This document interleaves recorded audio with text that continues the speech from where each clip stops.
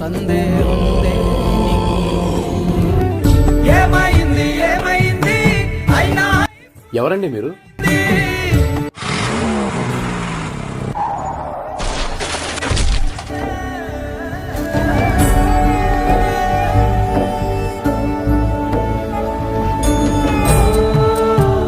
ప్రాణాపాయ పరిస్థితిలో ఉన్న మా తమ్ముడిని మీరు సమయానికి హాస్పిటల్ తీసుకెళ్ళకపోతే ఈరోజు వీడి ప్రాణాలతో ఉండేవాడు కాదు.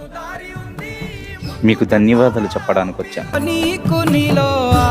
నా చిన్న చిరు కానుక కాదనొద్దు. ధైర్యం అంటే ఏదో కాదు, నీలో ఉన్న న్యాయమేరా, ఓడిపోదు లేరా నీ సంక